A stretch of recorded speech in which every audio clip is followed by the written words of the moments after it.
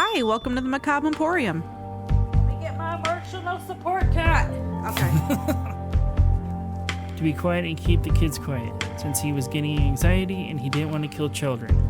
Gertrude's daughter even got to join in on what they considered fun. Tell us about the giant turtle. Alan never showed up, nor was he ever heard from again beyond that point. Welcome back to Macabre Emporium. We are on episode 20. Yes, episode 20, in those awkward years in between 18 and 21 where nothing important goes on in your life. Or nothing matters. Or nothing matters. But anyhow. Yes. And if this is your first time joining us, welcome. So, this week we have somewhat of a special announcement. Somewhat. But don't worry, we're not calling it quits or anything like that. No, But not even a little I bit. will let Sarah explain. Okay, so a position at my job opened. It's a management position, and I applied, interviewed, and was offered the job, and I accepted. So with that, it's going to be a lot more demanding on me, and there's going to be a lot more that I have to learn. And I know that I'm going to be mentally exhausted, basically, and won't have the will to, research and write up a script after I get home from work. Right. So for the month of April, I will not be doing my portion of the episodes. I will still be here. I will just be supporting David on his episodes. Yep. And then the first, week that we're supposed to come back in March, well, we'll be doing one in March. I'll be back. Mm-hmm. I'm just giving myself the month of April off to get acquainted with my new position. So, if you're curious what it is, it's going to probably be a lot of more stuff that I normally do. Probably, if you keep hearing bumps, it's because Lugosi will not leave us alone, because we're not recording at our normal time of day right now. But, are you done, mister? Anything else you want to fucking rub on? Anyhow, Nope, he just wants to be sticky. I don't remember what I was saying now. That you will be doing your normal stuff. I'll probably still be doing my normal episodes, topics, weird history, origins of things like I have this week. Uh-huh. But I'll probably be some of the true crime cases I keep saying I want to do more of, but don't really fit with ones that you've done. Gotcha. Like, on our whiteboard we have behind our shop counter here that I've moved stuff more than one time because it doesn't fit with what you're doing. And I think that it's come out a lot better of me doing something similar in the same time period. Yeah. It might be a weird change, just hearing Sarah in the background for a bit, but she'll be back. Yep. Promise. Because or threaten, either way. Yeah. I'll be back. Yeah, if she doesn't come back, just keep blowing up on Facebook. Yeah, there you go. It's like, where are you? Come back. He's boring by himself or whatever. But anyhow. So, with all that said, what do you have this week, Sarah? It's true crime. Mm-hmm. Murder of a neo-Nazi leader. Oh, no. Yeah, oh, no. Hold on, let me do the shocked William Shatner face here. So do it. Even then you guys can't see that. I was waiting for it and you're just staring at me with a goofy grin on your face. So do it. So. What are you doing? I'm doing something, I guess you could say true crime, but it might also sound like something that's very overdone. But and that is last meals. Oh. But it is not like you would think of me doing last meals. Your first thought was probably he's going to read off a bunch of last meals and whatnot. No, I'm going to go over a history of how last meals got started. I do have some examples in here. Wait, so you're doing an origin story? Yeah, I know, it's a huge fucking shock that I am. But I do have some, condemned inmates, like last meals in here for examples, but that's for the most part. But, you know, no big six names. Yeah. Of course. Yes. Because I'm sure we all know that Ted Bundy had steak and eggs for his last meal, and Eileen Warnos had, just a cup of black coffee for hers. That's gross. Like, you know you're gonna die and you put the last thing you put in your body willingly is black coffee. No, I mean... The fuck's wrong with you? Well, for her it was a lot, but... Right. But also, one more note. You might hear a lot of extra background noise because we normally record after dark when everything's more settled. We had an event to go to the day before, so we had to push it back to today during the day walker hours. Ugh. So there might be extra background noise. I'm going to do the best I can to cut it out. So you might hear a car or two pass by. Nothing I can do about it. Yeah. And it's real bright outside. Yeah. That sun's got a lot of nerve. Yep, but everything on the store shelves look a little bit more mysterious now with the light coming through the shop windows. Oh, yeah. And the dust helps the ambiance, too. Yeah. Even though Salem hasn't gone around and come back like a whole different shade lately. Right. Walking over to us. He left black. He came back fucking gray. Mm-hmm. Yeah. But anyhow, so you ready to get started then? Yes. So, as I had said, I'm doing the death of a neo-Nazi leader. Mm-hmm. And this is fairly recent. So there was a guy by the name of Jeff Hall that was shot to death in his home while he slept. But the suspect isn't who you would assume it would be with him being a neo-Nazi leader.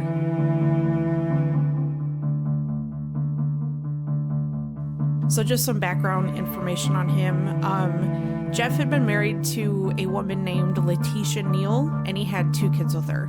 He had a boy and a girl, Joseph and Shirley. And then Jeff and Letitia divorced soon after Joseph was born in 2000. Letitia went on to have twins with another man, and in 2003, both of the twins that she had were taken to the hospital for a prolonged stay due to failure to thrive. Do you know what that is? No. So basically, it's like malnourishment, just like think of something that fails to thrive, like it's not being fed, it's not being treated correctly. Okay. And this resulted in CPS, which is Child Protective Services, for those that don't know what that means. They came in and removed the other 2 kids that Jeff had, as well as, you know, the twins being in the hospital. So social workers had reported that Letitia's house had no gas or electricity. They also reported that there were maggots on the dishes and like dirty diapers just kind of strewn around, and there were maggots crawling like through the diapers. Yeah. The children were filthy, malnourished, and consistently had bruises, like always had bruises. At this point, Jeff was on probation for driving under the influence, and as a result, both of his children were placed with their grandmother temporarily until 2004 when Jeff was given custody back. After divorcing Letitia, Jeff married a woman named Kristen McCary, and they had 3 more children, all girls this time. But by the time Jeff died, he had 5 of his own children in total, plus the 2 twins from his previous wife that he kind of became father to. Letitia, the previous wife, had moved out of California and remarried, but she wound up returning to the area only a month before Jeff was murdered in an attempt to regain custody of their son Joseph, but nothing about regaining custody of their shared daughter, Shirley. The grandmother that had taken custody of Shirley and Joseph had said that Jeff and Letitia's son, Joseph, was a truly volatile child. She said he had been expelled from numerous schools for attacking staff and other students. He had nearly choked a teacher to death with a phone cord. It's like, this kid's got some issues. As a result, Joseph and his sisters had been homeschooled by their parents after that with the guidance of River Springs Charter School. So that was just a little background on his family situation. Okay. Now we're going to get into the neo-Nazi shit. Like, my first thought was like, how the fuck did they find a phone with a phone cord? Then I remembered we still have wired phones at my work, and I'm sure you guys still do too. Yeah. So it's like... Yeah. But this was also back in 2000. And... 2000 and... Well... Whenever.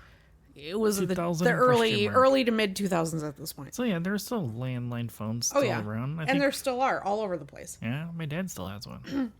Hell, hasn't rang in like 15 years, but he still has one. Well, there you go. I don't even know what the number is for it. Really? Yeah.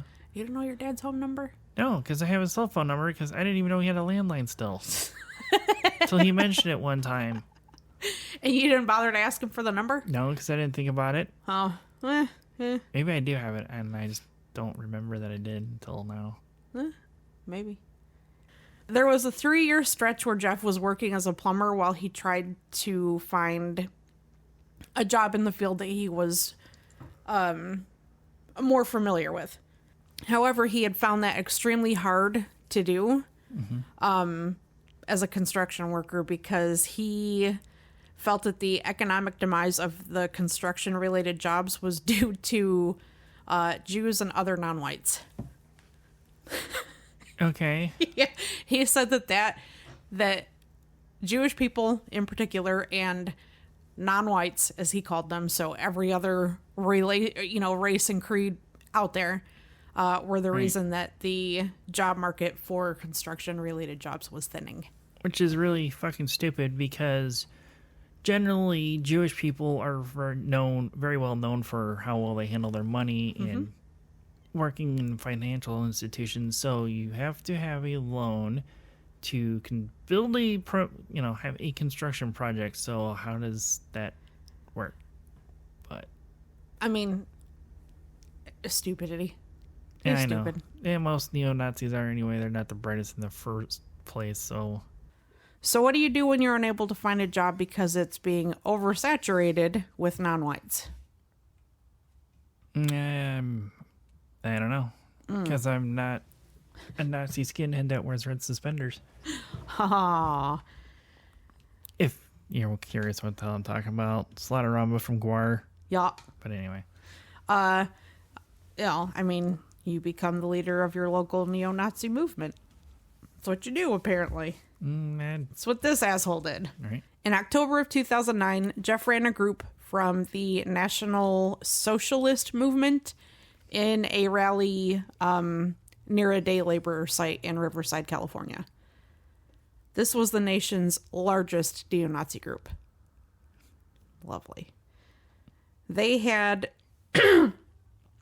worn World War II era Nazi attire. That was like their uniform. The platform for their movement was to advocate for limiting citizenship to those that were not of pure white blood and deporting anybody of color. Or they can just say, we have small penises and we're mad about it. We're real mad. In November of 2009, an interview came out about the rallies happening in Riverside, in Arizona, and in Minnesota. And Jeff had said, this is a quote, "They're proud of who they are, tired of white guilt being shoved on their kids and multiculturalism. They can't see any reason for it." Like, it seems like a stupid reason to have, a rally, but I guess when you're stupid to begin with. Right. In 2010, Jeff decided to run for election against an incumbent for the Western Municipal Water District Board as a white supremacist. Like, he was fully okay with everybody knowing what a piece of shit he was. Yeah. He didn't get the job. Oh, there's a shocker. I can only wonder why that didn't fucking happen. And he literally barely got a third of all of the votes. How he got that many? Well, it was probably... All of his little micro peen buddies. Yep. Yes, I'm going to be making fun of white supremacists for this entire fucking portion of this episode. If you're offended, well, you should probably quit listening anyways. If you're offended, don't listen to don't listen to our fucking podcast. We don't need you. Nor do we want you. In March of 2011, Jeff and his dumbass group of 24 racist fucks went to the streets in a very affluent neighborhood in Claremont, which lies within Los Angeles County. This area, they often call it like the city of trees and PhDs. So Right. Very Upscale. high-paid, upscale, ritzy place. So, like Carmel, Indiana for the most part. That was the first thing that popped into my head when I read the land of trees and PhDs. So yeah. They showed up waving swastika flags, chanting white power, and giving Nazi salutes to the counter-protesters. They were being belligerent and screaming, causing confrontations with the counter-protesters that were also immigrant rights activists. So, definitely two sides of the spectrum there. Mm-hmm. Jeff went on to say, "We patrol the borders, we see the devastation, we see the drugs, we know the reality." And there were 24 police officers there in case the two sides collided and a fight broke out. I'm pretty sure that it didn't happen because I didn't see any reports of it. No. And I'm sure they were hoping a fight didn't break out because they didn't want to deal with that stupid bullshit from, Oh, I'm sure. the neo-Nazis for the most part. I'm sure. Or the Micro Peen Brigade. The Micro Peen regime. Yeah, oh, that was even better. I know. A mere 12 hours prior to his death, there were reporters from the New York Times in his house interviewing him and his crew. The interviewer also spoke with his 10-year-old son, Joseph, who proudly displayed his leather belt that had a silver belt buckle with a swastika on it, that he was more than happy to let the interviewer know that his dad gave it to him. Yeah, of course. So now we're gonna talk about this piece of shit dying. Jeff Hall had bragged that he was teaching his son Joseph to use night vision goggles and how to shoot a gun. Unfortunately, he was also teaching his son how to be deadly.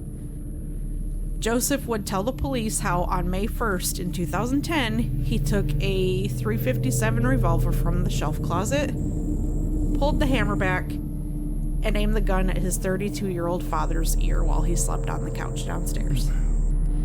And he would shoot him. And after that, it didn't really freak him out. The only thing he did was run upstairs and toss the gun under his bed to hide it. But he seemed to have very little remorse, which, I get it. Wait, so his 10-year-old son shot him fatally on the couch? Mm-hmm.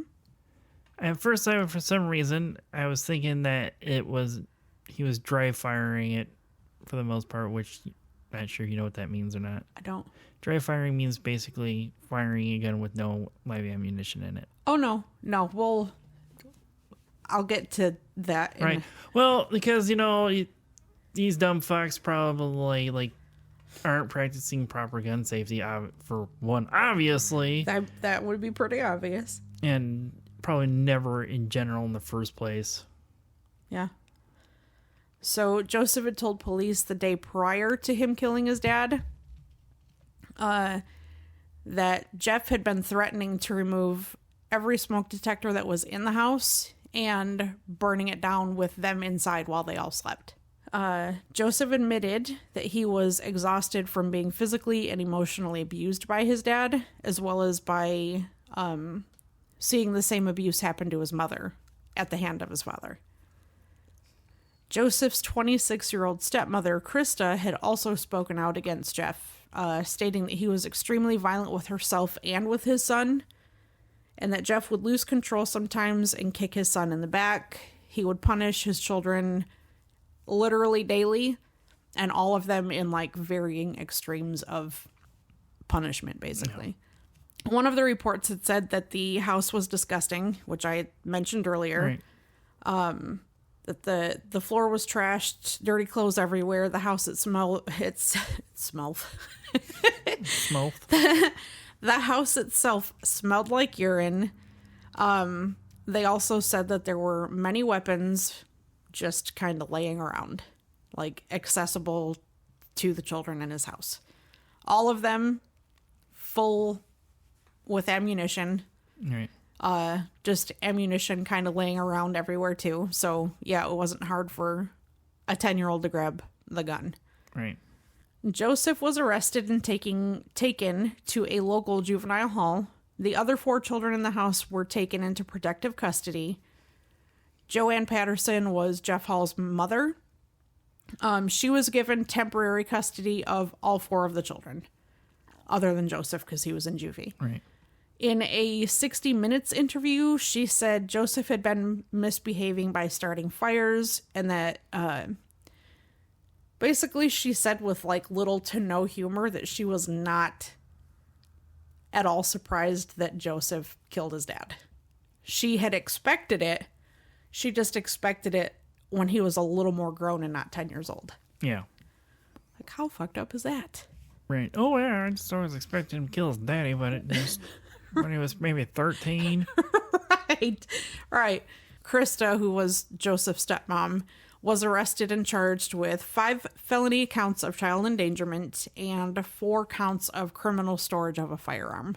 Because she lived in that house too. It's kind of her role to make sure it's safe for her kids, which she obviously didn't. Right. Joseph stated that the reason for killing his father was due to abuse. However, he also stated that he had watched a episode of Criminal Minds, and in this episode, what he saw kind of solidified his decision to shoot his dad. He said in the episode he watched that he claimed there was a child that shot their abusive father and got away with it without any consequence whatsoever. No, so he was going with the, well, that's how it works on TV thing. Right. He also said that he believed, like on the show, that daddy would wake up and they would work things out and reconcile. Obviously, that didn't happen. I'm kind of hopeful that he learned a lesson, though. Like, don't believe the shit you see on TV. That shit is not how real life fucking works. Just don't. Just don't. Yeah. What? Just the look on your face, even though they can't see it, you're just like, just don't. Super serious. Well, like, come on. You're 10. You kind of have to know a little better than that at that point. Right, but also if you're 10 years old, and, well, he was 10 years old, and depending on the type of household you're growing up, brought up in, it makes a huge difference because, the whole nature versus nurture debate with serial killers. Right. It's always gone on. Yes. But when you're growing up in a real life Malkovich house, Yeah, it kind of reminded me of American History X. Yeah. With the little brother and the big brother. But that's a good fucking movie. But I was thinking like the Malkovich house from fucking Shameless is I know. Mickey Malkovich. Mm-hmm. Yeah. These guys are fucking nuts. Anyways, so a little bit of the legal stuff coincides with what you just said. So Joseph's attorney had originally sought a defense of not guilty by reason of insanity. Right. That would have meant that if he had been convicted at that time, he would not have been able to be incarcerated past the age of 25. And I think he was just wanting him to plead that way, so, he would spend as little time in prison as possible. Yeah. But on January 14th, 2013, after a 4-month trial, Joseph was found guilty of second-degree intentional murder. There was no denying he did it. He admitted to it. However, the judge wondered if Joseph had the mental capacity to understand the difference between right and wrong. Mm-hmm. Joseph had been diagnosed with emotional, cognitive, and developmental disabilities from a younger age due to the regular beatings that he endured at the hand of his father. During the trial, Joseph had been denied the correct assessments that were deemed necessary to completely understand his special needs. So, what you said, kind of the nature versus nurture, like, he was definitely what would you call it? I had it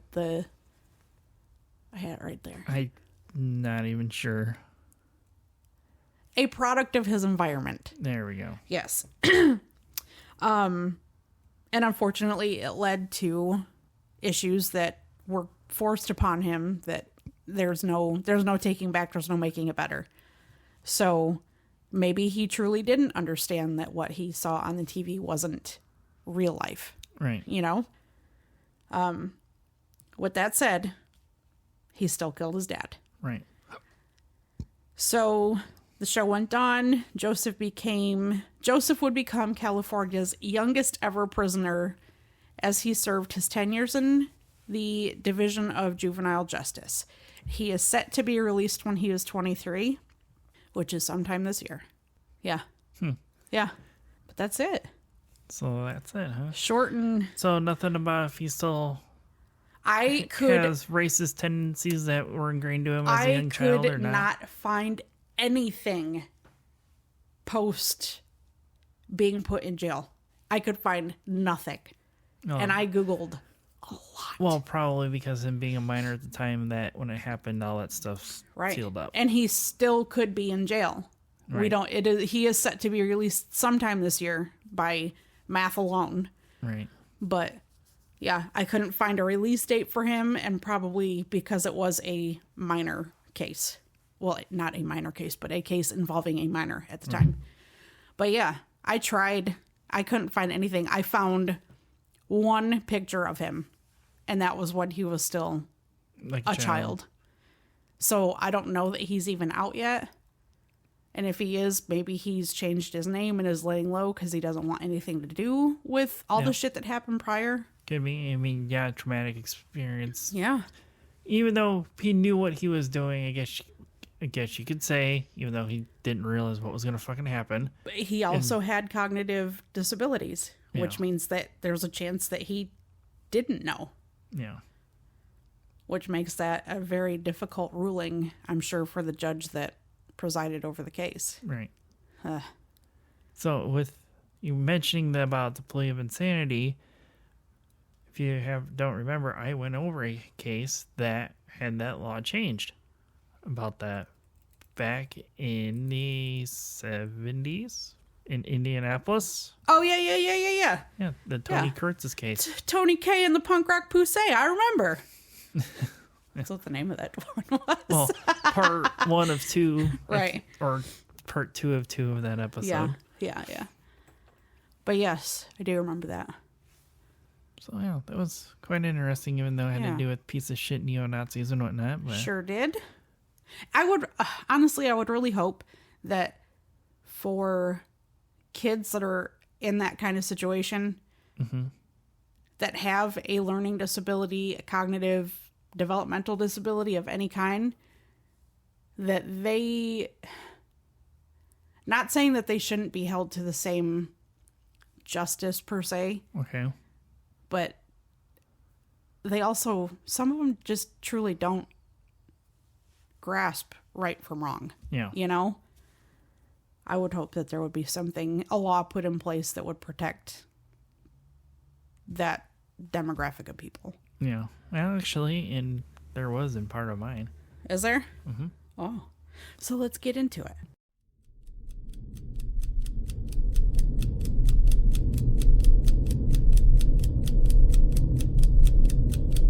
If I were to say last meal or last supper, images of Jesus Christ surrounded by his disciples may come to mind, with Easter being only a few weeks away.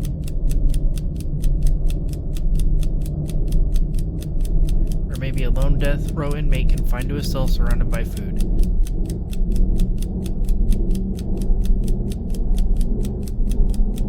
It could even be a loved one in their final moments, wanting one last sweet treat of a root beer float.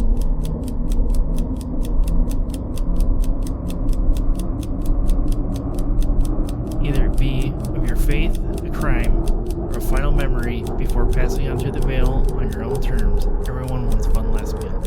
Truth.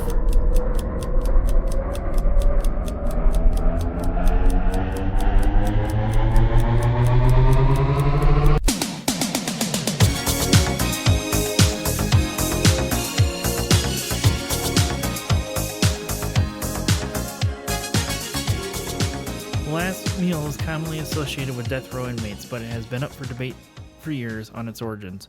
Some scholars believe it's originated in ancient Greece and in Rome as well. In ancient Greece, it is believed that you had to feed the condemned to be executed so they could cross over the river Styx in the underworld and not return as a hungry ghost. Whereas the Roman gladiators would feast on meals days before entering the Colosseum. Their meals varied from meats and cheeses, goat's milk, eggs, and barley.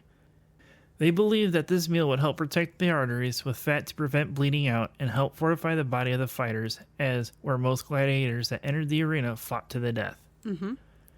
The last meal wouldn't become more established until the 16th century in England.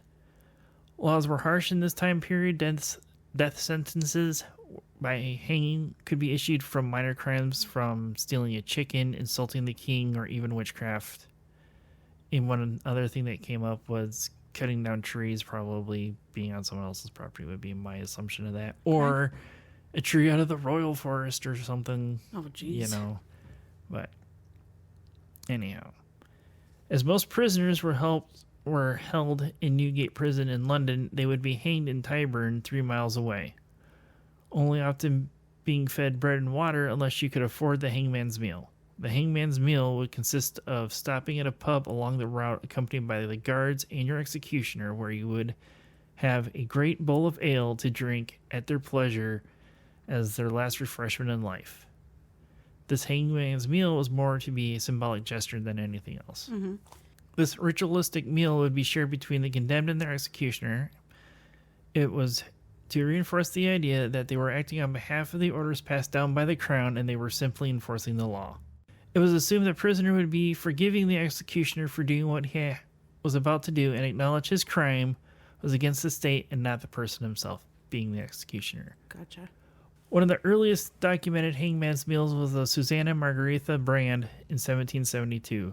Susanna would be put on trial and executed by decapitation by sword for killing her newborn son. Now, I know you're probably curious on what this was. It was basically the child, like, she wasn't aware she was pregnant. The child fell out, hit its head on the stone floors used in this time period, and then she ended up hiding the body out of it. So that's basically what happened with it. There's not a lot of whole information on the crime, really. I'm sure it was a long, long time ago. But there's a whole list of what they had, though, which is weird.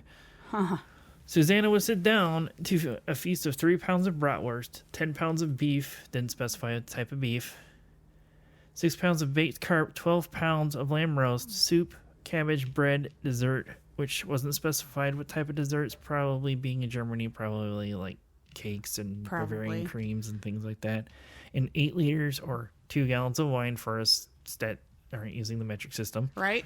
It's like, can you put that in America terms, please? No, don't worry, I did. I know it seems like a lot for one person, but this was for her, 2 judges, 6 officials, and the executioners. Oh, damn. Himself. So that's... But she got to pick out the meal for all of them. Yeah. It didn't say if it was picked out, but if it was picked out or if it was a state, or being this time period is probably what was available. Like I said, there's only really the information on what she had, but not if it was selected by her or whatnot. Gotcha. In the New World, it was believed that the Puritans of Massachusetts would set the last meal for the condemned to emulate the Last Supper of Christ as well. Oh. So, over the centuries, the fanfare of the hangman's meal would fade away to what is depicted in movies and television today. The sole prisoner counting down the minutes, hoping for a last-second appeal would buy them some extra time. But in the state of Louisiana, Warden Burrell Kane would routinely invite condemned prisoners to eat their last meal with him and invited guests, offering a fellowship similar to Leonardo da Vinci's Last Supper. That I know I keep bringing up. Yeah, well, yeah. I'm not going into explanation to it. No, regardless of your faith, when you hear the term Last Supper, you know what I'm talking about. Kane would still go on to supervise these executions, even spending these personal moments with these, condemned inmates at this point. Yeah. He would also, he would extend this invitation to all the death row inmates. They were not obligated to accept it, and I wasn't able to find out how many prisoners accepted or declined his invitations in 26 years as warden. Came up with him more than one more source. He actually bought lobster tail for one specific inmate. Didn't give a name though, but it just continuously came up, and he paid for that out of his own pocket and not with state money. That's expensive. Yeah. Lobster's expensive. Yeah. So I'm not wondering if this was an inmate that, had really good behavior or something, or was a pillar of the prison, and so he went out of his way to do this for him. Last meals would be carried out generally today within 1 to 2 days before an execution. Alcohol and tobacco is often requested but are usually denied. most of the time. But some people are still granted that. Why would you deny it? Like, you know that they're gonna die in 2 days. Like, Because it's contraband. yeah, but you think that they would make an exception for It's that? state law about that. Like, tobacco is banned from all correctional facilities in our state. Like, even for Indiana correctional facility officers, they can't even bring their own personal cigarettes in. Like, they could still even get in trouble bringing that stuff in to the jails, prisons, or things like that. Right. For the most part. So I get it. I'm just saying. And then, depending on the inmate, if he wants to be defiant in one last moment, use the alcohol to set fire to a cell if he is able to. That's probably why. Unorthodox or unavailable items requests are generally substituted. For example, James Edward Smith, convicted for murder and armed robbery in the state of Texas, would request a lump of dirt. And I'm going to explain that because you're... A lump of dirt? Yes, he as had... his last meal? Yep, and he had a reason for it. Of course, his request was denied and was given a cup of yogurt instead. Okay. Wasn't given... It just said cup of yogurt, didn't say what kind of yogurt it was. Smith wanted this lump of dirt to perform a voodoo ritual in marking his body so his spirit can move on and not return as a ghost. Ah, okay. Another long-believed request, but has now been debunked, was from Doug Steffener. This was first reported he wanted a child as his last meal, as he was a convicted pedophile cannibal. Ugh. It first popped up in a Norwegian newspaper at some point, but it has now been debunked by Snopes and a couple other pages. So it never happened. It never actually happened. Like, they told him, now we're trying to find a child under $25,000, blah, blah, blah, and all this stuff, and people actually fucking believed it. And some other shows have put that out there as a fact, and it's not. Good God. So like, probably for your substitution, if you try to order, like, Alaskan caught salmon, you're probably gonna get like cod right. from Culver's or something like that. I mean, that would be a pretty good last meal. Yeah. That cod from Culver's is the shit. Mm-hmm. All 50 states had offered a last meal to condemned prisoners until 2011. Texas death row inmate Lawrence Russell Brewer, convicted of a hate crime, would ask for his last meal. The day of Brewer's last meal, inmates were served sloppy joes, navy beans, creamed corn, and sliced bread.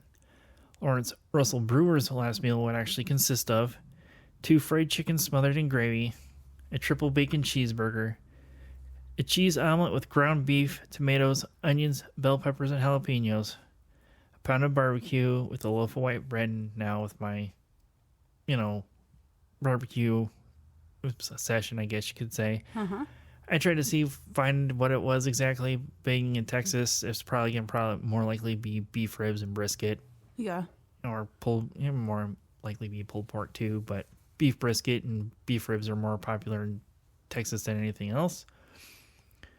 A bowl of fried okra with ketchup, 3 fajitas, didn't specify steak or chicken, a meat lover's pizza, 1 pint of Bluebell ice cream, flavor was not specified, a slab of peanut butter fudge with crushed peanuts, and 3 root beers. Jesus Christ. After his request was granted and presented his last meal in the last act of defiance, and some sources stated that it was because he was nervous of depending his upcoming death sentence that he would refuse his last meal, stating he wasn't hungry. It's up there for debate on which one it's ever been, because they both went back and forth, being him being a racist and hating law enforcement, to final realization of, I'm in my last days, popped up. So up to this point, Texas was known for its tradition of a customized last meal for death row inmates since 1924. And since Brewer didn't touch his food in the slightest bit, Texas would put an end to the last meals in this manner, and they were now serving them whatever the regular inmate scheduled meal was for that day. Since then, a petition has appeared on change.org to try and reinstate this in Texas, but as you could guess it hasn't gone anywhere with only 15 of the 25 minimum required signatures. Yeah. As the rest of the United States still grants last meal requests, a majority of these states follow the same guidelines based on availability and legality. Other states like Florida and Oklahoma would put monetary restrictions on these meals. Florida would limit the last meal to up to $40 and must be purchased locally, and Oklahoma would limit theirs to a meal budget to $25. Okay. You can still get a lot for $25 Right. depending on what it is. Right. I also did try to see if federal prisons vary differently from state-run prisons, but I just kept getting cycled back to the same articles as before, even though I did find some sciencey fun tiddly bits. Oh, fun tiddly bits. A study conducted by Cornell University looked at the last meals of 247 executed inmates between 2002 and 2006. And they found that those that maintained their innocence to the very end before riding the lightning, as they would say about electric chairs, All right. would reject their last meal 3 times more than those that had accepted their guilt. Huh. These researchers also found those at quote-unquote at peace with their guilt would consume 34% more calories than those that still claimed to be innocent. They concluded that this was a way prisoners were telling their executioners to shove it, so to speak, about them being wrongly convicted. Right. Like I stated earlier, I did really wanted to stay away from making this as a huge list of last meals from death row inmates, but our friends of Dark Windows Podcast, they do have an excellent episode about that if you're interested in hearing something like that. It's episode 66. You're going to have to count them out, but it's also from April 2019. It's quite interesting to listen to. I mean, from talking to Kevin now and then listening to Kevin from 2019, being so young and innocent and full of life and not beaten down by the world at that time. So if you haven't given them a listen as much as I've brought them up before, Go listen. oh yeah, thanks, because my brain decided to stop working like Lugosi's head has here, sitting next to us by the shop counter. And to entice you to give them more of a listen, they actually go over the details of one last meal that actually contains 29,000 calories. The fuck? Yeah, I'm not putting it in here. I didn't put it in here. Damn. So if you're that curious, go find their episode. So what I am going to give you is 3 more last meals that you may or may not have heard of. Okay. Piece of shit Nazi officer Adolf Eichmann, tried and convicted of war crimes and crimes against humanity during World War II, would request a bottle of caramel and a dry red wine from Israel that could be seen as rubbing salt into the wound of those of the Jewish faith. Yeah. Indiana's last death row inmate that was executed in 2009, Matthew Eric Wrinkles, probably was the most Midwest last meal I could think of.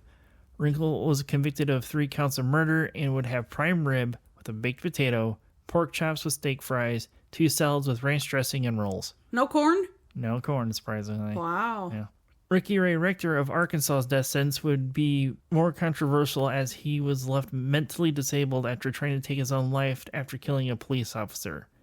His last meal would consist of steak, fried chicken, cherry Kool-Aid, and pecan pie. He left the pie on the tray and he told the officers he would be saving it for later. With his disabilities, with like you were talking about in your portion, Yeah. he didn't realize he's not coming back. That's sad. His pie would not be discarded until after he was officially pronounced dead after his execution. It could be that the guards felt that it might have been the right thing to do because of his disabilities. There wasn't a whole lot of details in with that. Yeah. And with what you were saying about laws protecting those with disabilities from certain type of sentences, in 2002, the U.S. Supreme Court banned the execution of people with intellectual disabilities in Atkins versus Virginia, ruling that the practice constitutes cruel and unusual punishment. And when I was still looking into this for some other little interesting things about last meals and other things that go along with it, a lot came up with just a few had last words. Some of them were like, I just want whatever regular inmates are having. One came up with that, give my last meal to a homeless man. Oh. Was one thing that came up. And then this one name popped up by the name of Julie Green. She passed away from ovarian cancer at the age of 60, but she had a decades-long project known as The Last Supper. Julie Green would collect clippings of execution notices and last meal rights if she could find them, and she had painted over 800 plates with last meals of the executed death row inmates on them. These plates are currently on display at the Bellevue Art Museum in Bellevue, Washington. Huh. From like the pictures of it that I saw is just like rows upon rows of different sized shaped plates, and they're all white with blue. So from a distance, it looks like a giant blue willow, china collection until you get up close and see that she painted what these last meals were on there. Damn. I mean, that's kind of cool though. No. One of the plates that she did have for Indiana was called Mother, and not like an Ed Kemper type Mother. Mother. That had, a Danzig rendition in, the truck earlier this weekend. But it was pretty fucking great. There wasn't any dates on who or names what the inmate was. Just a small information on it was that Mother was on there his request was to have his mother cook his part of his last meal, and the state requested it. Aw. So. Did it actually happen? Did Mom get to cook a meal? Yes. Yep, it was dumplings, if I remember correctly from what it said on there. But it couldn't find an inmate name to see who it was and what his crimes were. Huh. So that's a little bit more about last meals. That's interesting. So. That's very interesting. Mm-hmm. Good job. So it's like sometimes it's like, oh, like, hey, I'm doing last meals, and you and our listeners probably might be like, people already done this. No, I'm not doing like what everybody else does. I'm giving you the back history of how these things came about. And I think it came off better than our original idea, which was to do, one of us was going to do last meals. Right. And the other was going to do last words. Right. And I was going to do the last words. But I found that that for sure would have come out like a list. Yeah. Like, there was this person, this is what they did, this is when they died, this is the last thing they said. However, I told you I did start looking into like last words of people that were like on hospice or in the process of dying. Mm-hmm. And a lot of those are really fucking creepy. Oh, I'm sure. So I may still do that in the future, but again, it would come out very list-like. Well, I mean, it could still do it because being the Macabre Emporium, it might be so interesting to hear what these creepy last words were. Yeah, like there was one that I had found that it was a woman on hospice, and her last words were, if I remember right, it was something like, why don't they have eyes? I was like, ugh. Right. It's like, who doesn't have eyes? It's just me in here. Right. But yeah, there were quite a few that I found that were very interesting and creepy. So I may still do that at some point. Mm-hmm. But I felt like there's no way that if I had done that yours would have been as good as it was. Right. Because it is very just list ridden. So yeah. So I was just also thinking with Sarah's announcement earlier, and if you're not getting enough true crime in your life, since if I'm not enough for you or whatever, friends of Dark Windows podcast, there was a couple that has started their own show within the last couple months known as Danzy True Crime. I've currently started listening to them myself, and they remind me of Sarah and I in our first, beginning stages, and not in a bad way, just all the excitement and everything and whatnot. And they've covered a lot of people that I've never heard of before. Danzy? Yep. Danzy, DANSI True Crime. Okay. So. I've never heard of them. Yeah. You didn't share them with me? Well. Fucking hoarder of podcasts you are. Well, yeah. You're supposed to be doing classwork anyhow, lady. Oh, well, when I'm taking my break, that is what that break is for, is to focus on my job, not be super fucking, too exhausted to do this, and to work on the courses that I have to work on and get, hopefully, them done. I know. That's what my break is for. Shit. I know. My dick. That's leaving that in there. Of course. Oh, wait. I forgot. Oh, I'll just take that out and post edit. Now I have to leave it in there. So anyhow, with all that said, I think it might be time we close Emporium up for today, sir. What do you think? I agree. So until next time. Remember to creep it real. Okay. Real stupid. Okay, maybe not. Bye. Please check out our website at macabreemporiumpodcast.com. Join our Facebook group by searching Macabre Emporium. Like and subscribe on YouTube at Macabre Emporium Podcast. Follow us on Twitter at Macabre Emporium.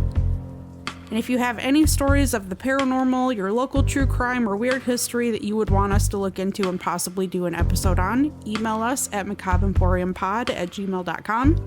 Remember to follow, rate, like, review, and share whenever and wherever you can and help us grow our little baby podcast.